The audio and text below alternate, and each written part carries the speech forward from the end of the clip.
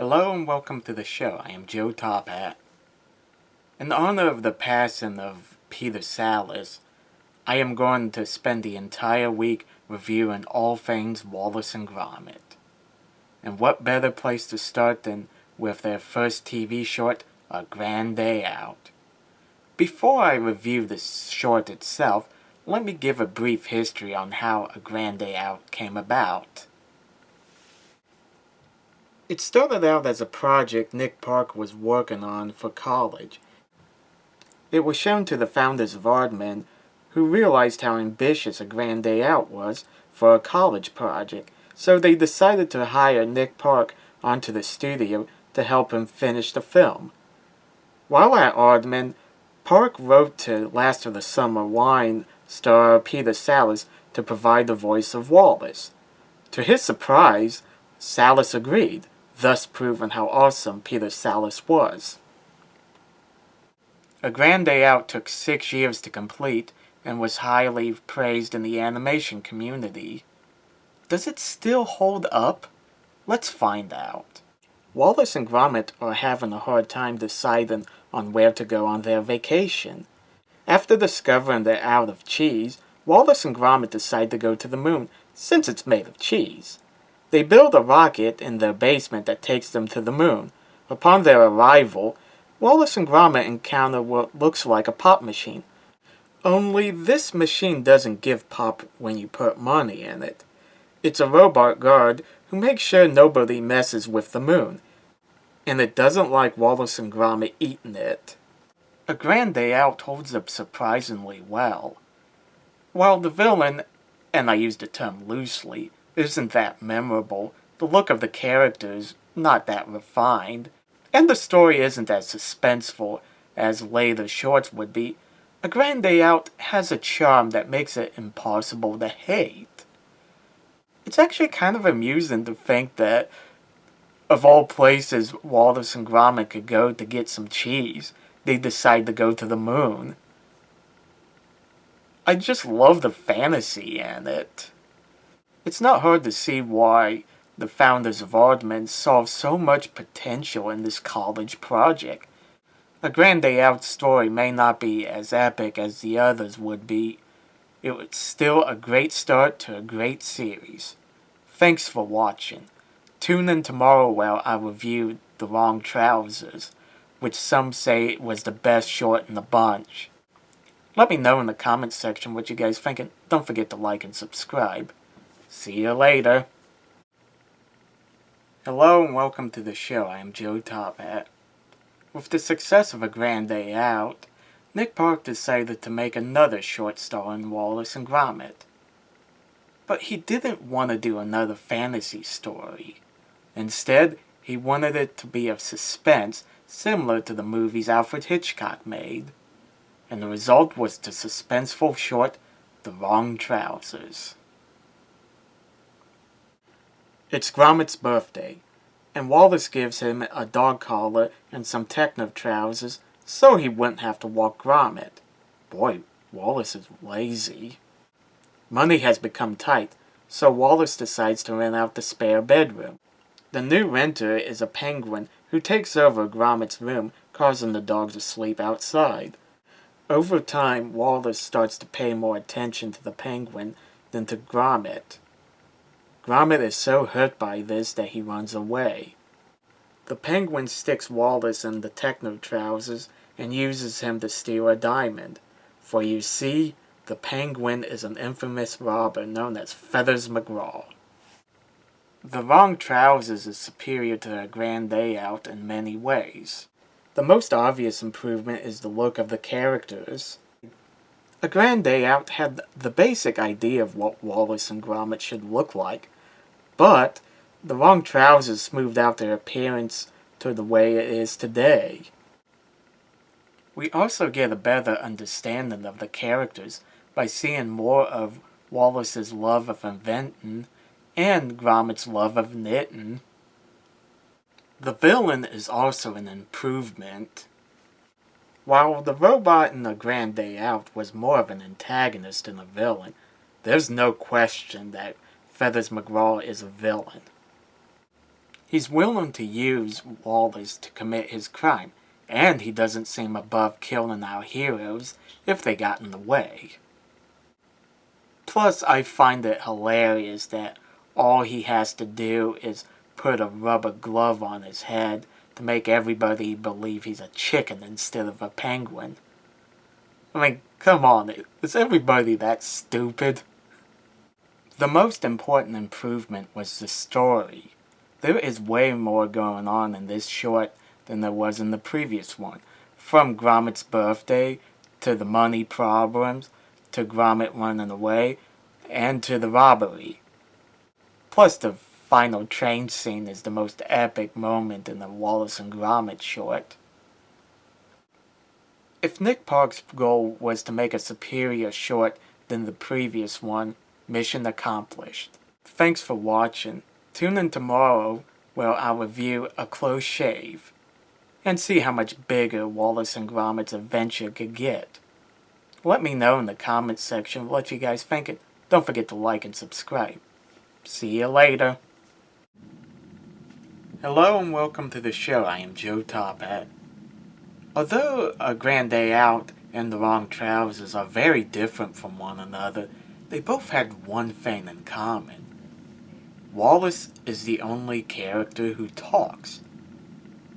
Nick Park did state it in the early stages of the first short that he wanted to make Gromit into a talking character, but decided it was best that he remained silent.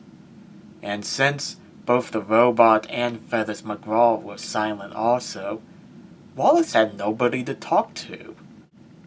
So with A Close Shave, Nick Park not only decided to add a character who talks, but he gave Wallace's romantic life a boost. Wallace and Gromit are called to wash the windows of a wool shop.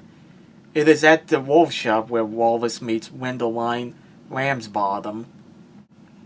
Although there had been a series of sheep rustlings that have caused a wool shortage, Wendelline has more than enough wool to sell.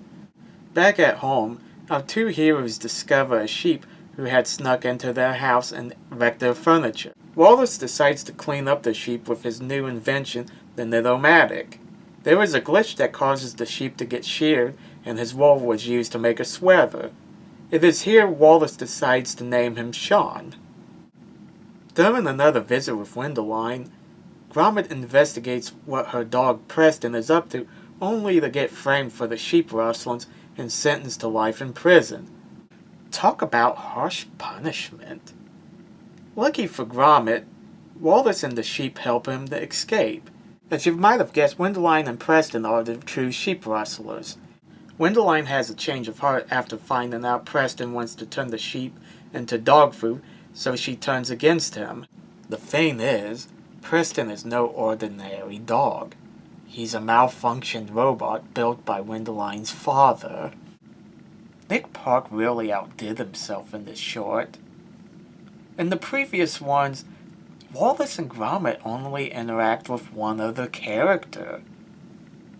In A Close Shave, they not only interact with Wendelline and Preston, but a whole flock of sheep. These extra characters allow for a more complex story. I like the fact that Wallace was given a romantic interest, although I wish she didn't look like a female version of him. Wendelline does have an interesting backstory, and it's not hard to see why Wallace would fall for her.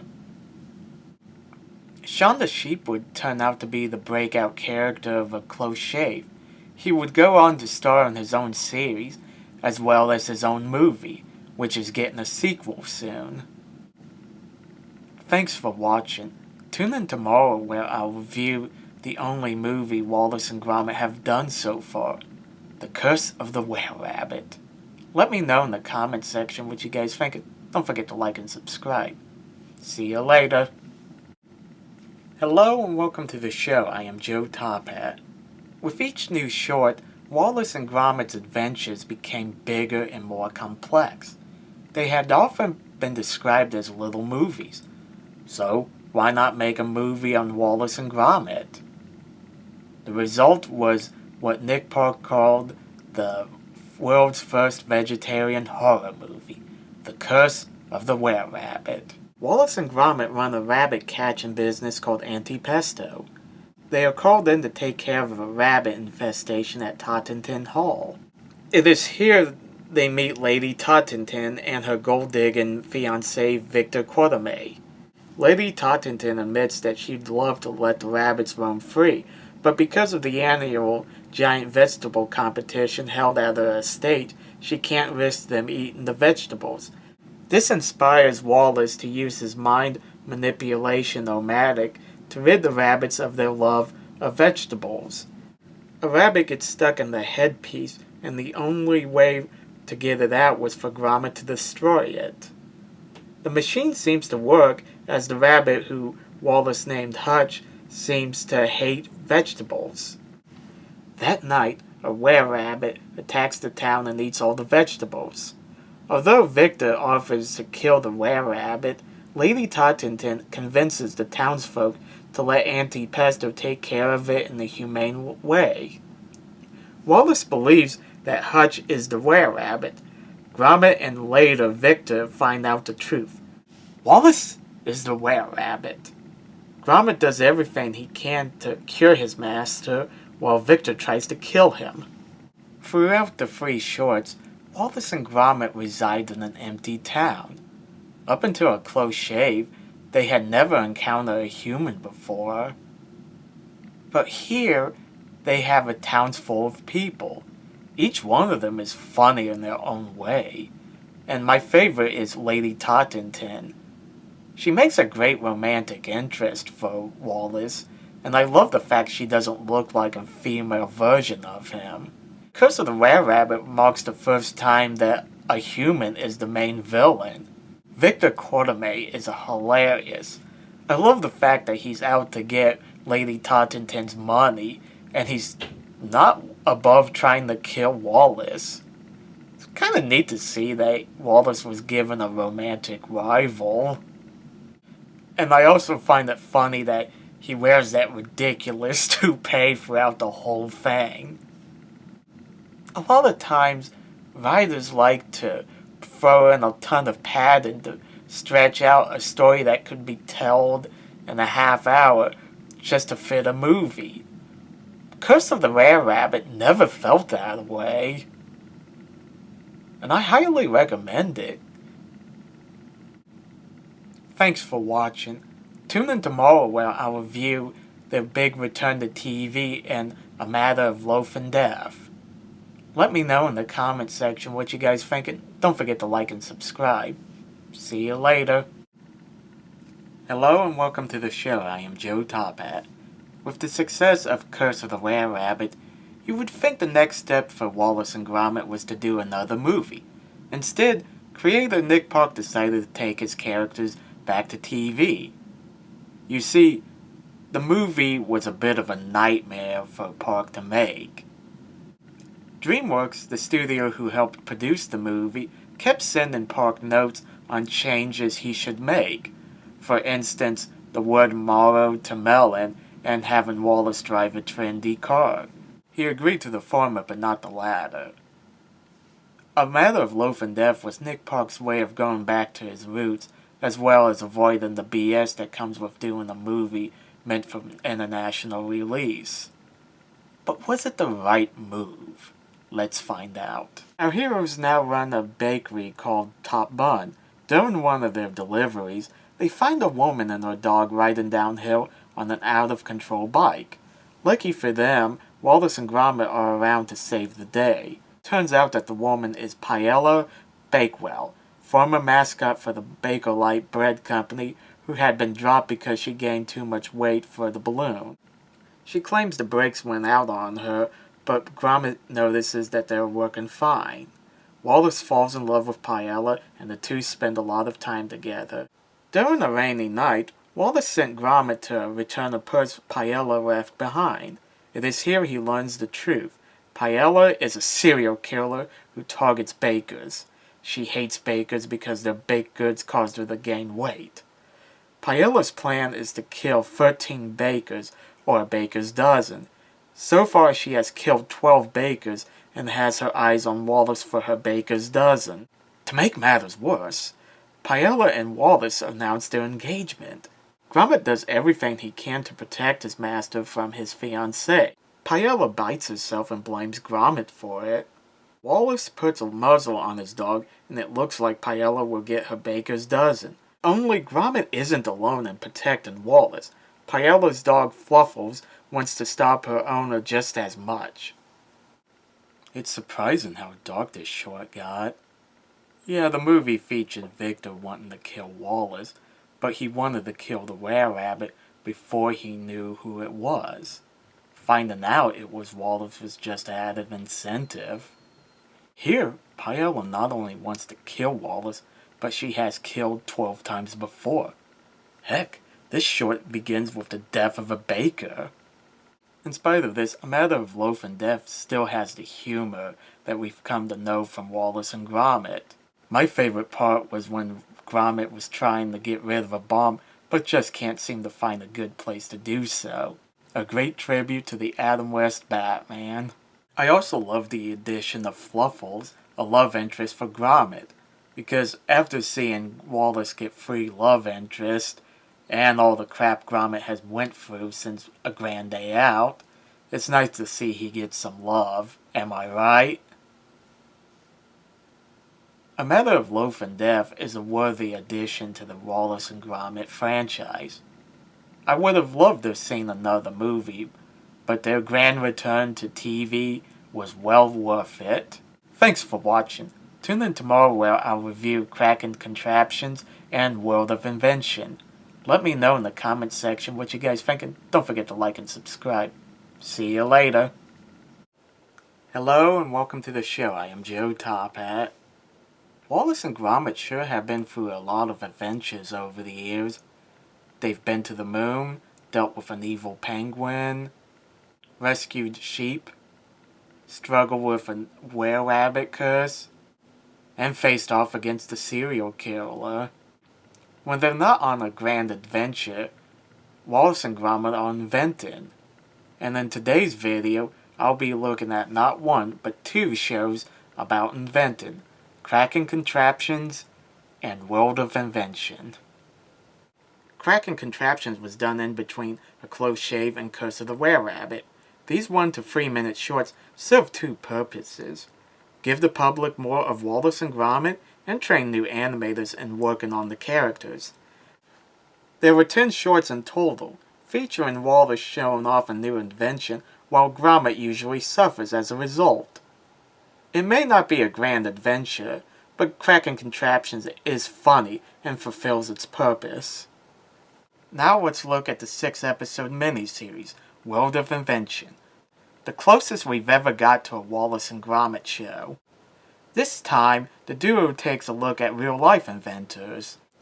Each episode featured an inventor of the week, ideas that never took off, inventions that were inspired by unlikely sources, and an invention countdown.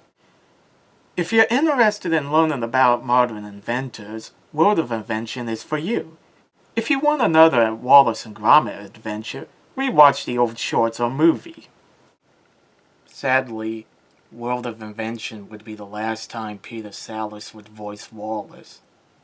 In 2012, he announced his retirement due to his decline in health. And now, in 2017, we have lost him.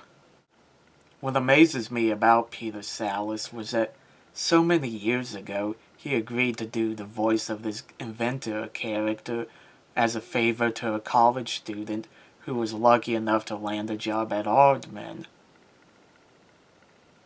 Obviously, Nick Park couldn't have paid him a lot of money, and there was no way of knowing if this would become world famous. He just agreed to do this voice as a favor. I mean, just think about that for a second. Peter Sallis was a well-known actor in England, famous for doing Last of the Summer Wine. And Nick Park just wrote him a letter asking him to do this voice. Sallis could have just laughed it off, read the letter and tore it up and threw it away. But instead, he did the voice. This story just proves what a great guy Peter Sallis was. Now for the future of Wallace and Gromit. Is there a future? Nick Park had admitted that Peter Sallis was his first and only choice for Wallace. And since his decline in health, he has been reluctant to do anything with the characters. He's even said that we might have seen the last adventure of Wallace and Gromit. So, was World of Invention the last time we'll ever get to see these characters? It's hard to say. But Peter Lord, one of the founders of Aardman, has given a more optimistic view. He stated that Nick Park is always coming up with new ideas for the characters and has been sketching them a lot in recent times. While it's hard to imagine anybody else voicing Wallace, it has been done before. Actor Ben Whitehead had provided the voice of Wallace in the video games. And during an interview at the premiere of A Matter of Loaf and Death, Peter Sallis was asked, would Wallace and Gromit go on without him?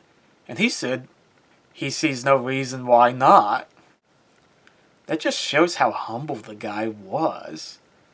That he was the only actor to be associated with Wallace and Gromit from the very beginning, the first and only choice. And yet he was able to see that Wallace and Gromit were bigger than him. That, yeah, it can go on without him. It will take time to adjust, but I do believe that there will be a future for these wonderful characters. Thanks for watching. I hope you've enjoyed this week-long celebration of Wallace and Gromit. There will be no new videos next week as I'm taking a break. Let me know in the comments section what you guys think, and don't forget to like and subscribe. See you later. Hello and welcome to the show. I'm Joe Tophat. Many years ago, I reviewed all the major Wallace and Gromit projects. And I never thought there would be another one because after the passing of Peter Sallis, the voice of Wallace, there seemed to be a lack of interest from Aardman to make any more adventures of these two characters. That is until last year with the premiere of their new movie, Vengeance Most Foul. So without further ado, let's begin. Unlike previous shows, this movie starts with a callback to a previous Wallace and Gromit adventure. We see Feathers McGraw from the Wrong Trousers get arrested and sentenced to spend time in the zoo. Some fans have complained about the fact that Aardman brought back Feathers McGraw for this movie. I was never against the idea of him coming back, since Feathers McGraw was easily the best villain Wallace and Gromit ever faced. I know previous productions had them face different villains, and there's really no real continuity to these shows. But, sometimes it's kind of nice to see these old characters come back in these shorts, or a movie in this case. As long as the story is good, what's the problem? Wallace, now voiced by Ben Whitehead, has grown more dependent on his inventions to do everything. He can't even pat Gromit on the head without using a machine. Poor Gromit, the things he must put up with. Wallace has noticed that Gromit spends a lot of time gardening, so he decided to create a smart gnome named Norbot. Norbot can do all Gromit's gardening for him. Gromit isn't a fan, but Norbot has caught the attention of Wallace's neighbors, who think Norbot is a great invention. In fact, they want to hire Norbot to do their gardening chores. I love how Gromit and the neighbors have a different perspective on Norbot. Gromit loves to garden, so he doesn't see gardening as a chore. To him, Norbot is taking away his hobby. The neighbors, on the other hand, most likely view gardening as a chore and are more than happy to have Norbot do it for them. They also most likely have busy lives and don't have time to do these things. This is a small detail, but I thought it was funny how even though Norbot was made for Gromit, Wallace built him to be voice activated, even though Gromit can't talk. Although he means well, this shows that Wallace really doesn't know what's best for Gromit.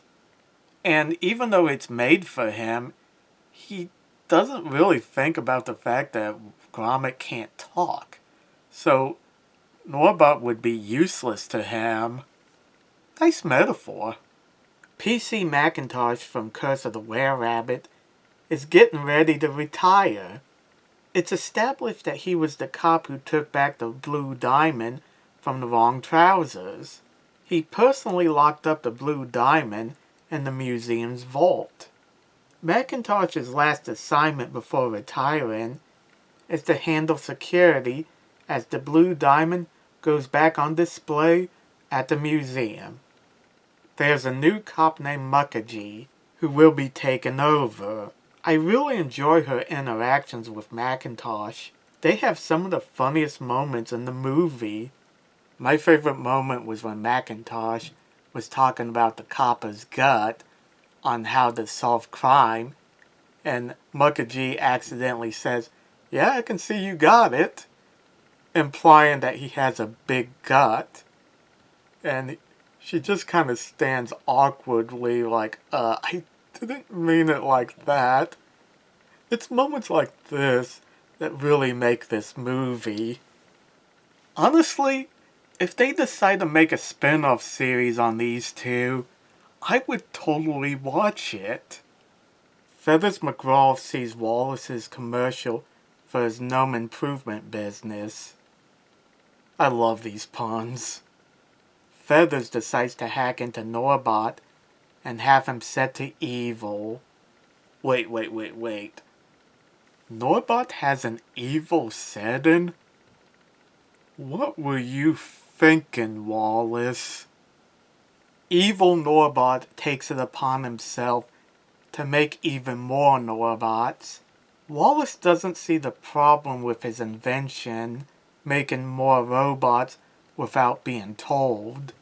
The Norbots go around stealing from the neighbors as they are doing their gardening chores.